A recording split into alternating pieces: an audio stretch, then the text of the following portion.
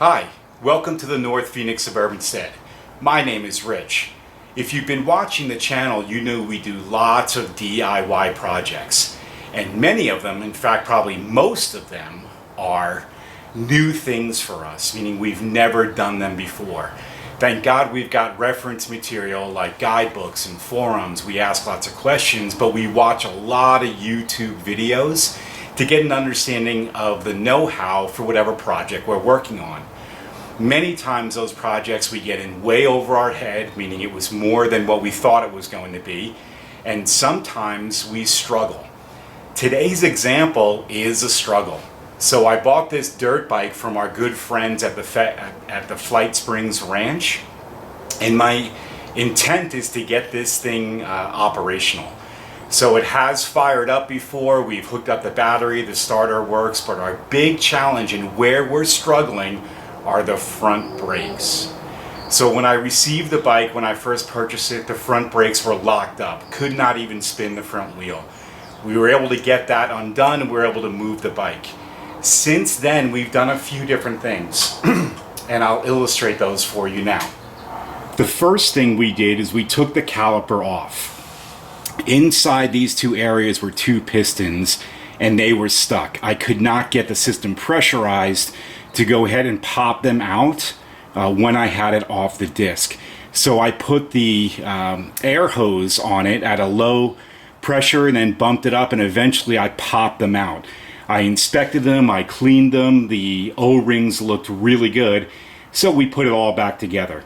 It still was not operational. So the next thing we did is we bought a new line here, and we didn't think that there was a leak in the line, but nonetheless we thought maybe if we troubleshoot it, that's will be the problem. And that wasn't the problem. These are the banjo nuts and they all work fine. We're able to get liquid or brake fluid through the system. But it still didn't work. So the next thing that we did is we replaced the master cylinder.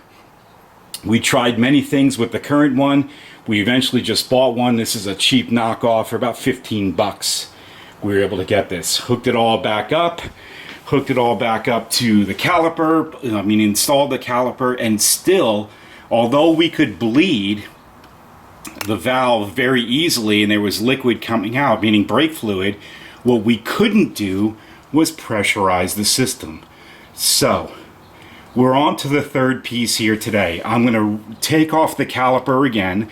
I bought a rebuild kit with all of the gaskets and components. We're going to take it off, we're going to clean it out again, we're going to look to replace those O-rings inside the pistons, and hopefully excuse me, hopefully we'll get this thing working. If this doesn't work, I really don't know what we're going to do. We're probably going to have to bring it in to a mechanic, and hopefully, as if you've watched other videos or if I've put these clips in the video, hoping that it was just something really, really simple that I was overlooking, but I don't think it is because we've read so much, watched so much, and talked so much. Anyway, here we go. Taking off the entire brake system, cleaning out the caliper again, replacing all of the guts in the caliper, and then hopefully we'll get it to pressurize.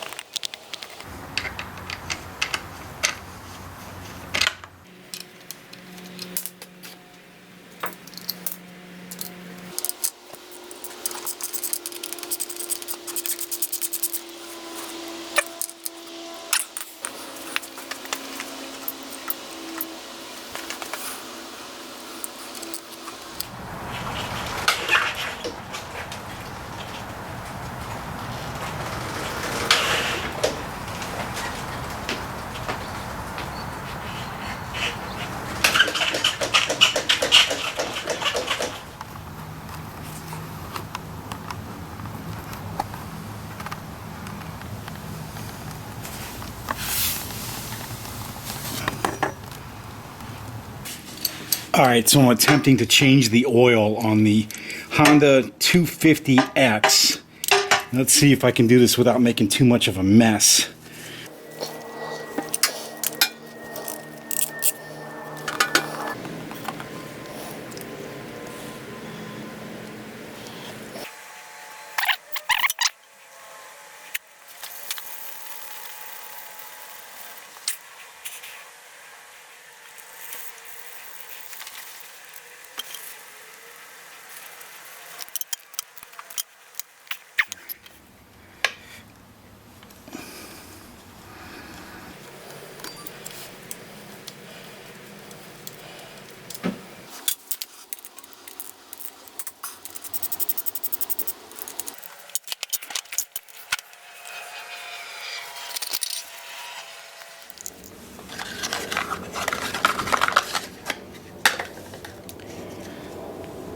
So I'm going to put a little bit of grease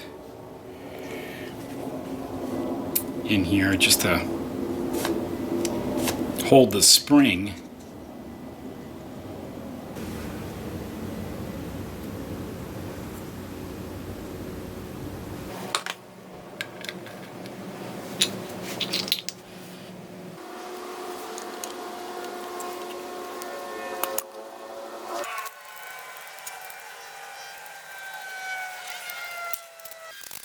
CRF 250X year 2005 is 0.69 liters.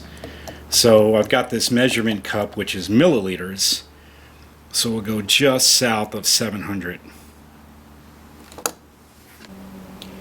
If you're curious, I'm using the Pro Honda GN4 10W40 motor oil for this dirt bike.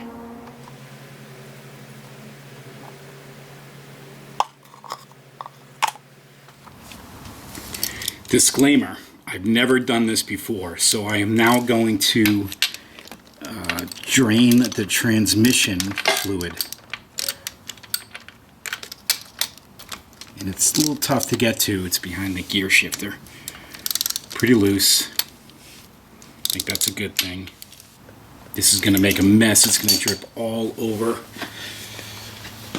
the frame. Cool thing about this dirt bike is that it's a 2005 Honda CRF 250X, and the transmission oil is the same as the engine oil.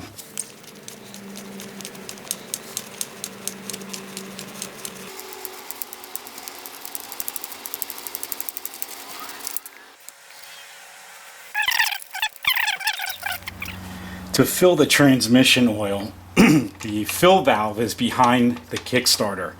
There's also a bolt down here which is our leveler. So as I mentioned before, it takes the same oil in the transmission that it does for the engine oil, which is pretty convenient, cool thing. And it calls for 600 milliliters or 0.6 liters. I really don't know if this is going to work. My funnel does not have a small enough mouth to fit in here, and I know it's going to fill up slowly, but I put some duct tape down around the bottom here to see if I can just prevent it or try to at least eliminate from making a huge mess. So here we go, is nothing.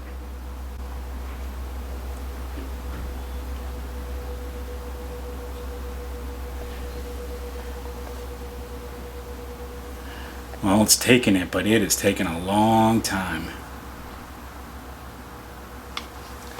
You know, I'm going, hopefully you can see that. It's just trying to avoid from making a mess. Alright, I'm going to go off camera and finish this job. Oh, there it is. Definitely coming out now. Okay. We got it. Sweet. Not too bad of a mess. Not bad for being a rookie. First time ever.